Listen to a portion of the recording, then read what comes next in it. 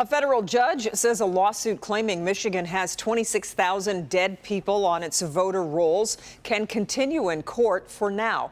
Meanwhile, an audit of Michigan's Bureau of Elections found 99.1% of voter information in the qualified voter file matches what's in the driver's license file. Mara McDonald is live tonight. And Mara, Secretary Benson's office says that voter file has likely never been in better shape than it is now. That's what they're saying, Kimberly, and I think it's important to point out that if you look at this audit that was done by the State Auditor General's office, and you look at the number of people who are alleged to have voted while deceased, okay, but here's the thing. Those numbers, which you're about to see, really dispel any sort of idea that dead people vote in this state en masse. Let me show you. Here's what the numbers say. After the 2020 election, of the more than 11 million votes cast, the audit identified 2,775 voters who were deceased.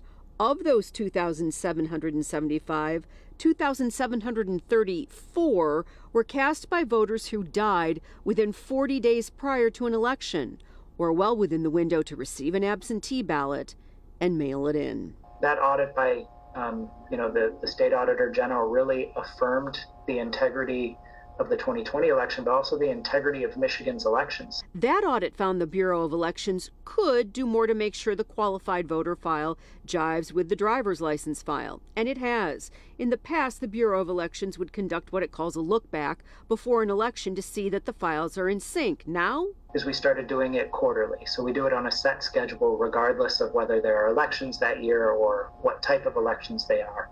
But Secretary Benson is being sued by the Indianapolis-based Public Interest Legal Foundation. The foundation is alleging Benson does not maintain accurate voting rolls based on analysis it has done, claims which have not been proven.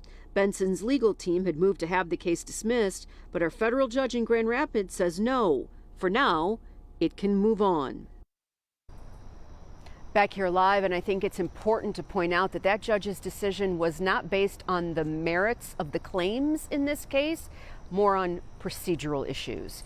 We're live downtown tonight. I'm Mara McDonald, Local 4. Really interesting information, Mara. We appreciate it.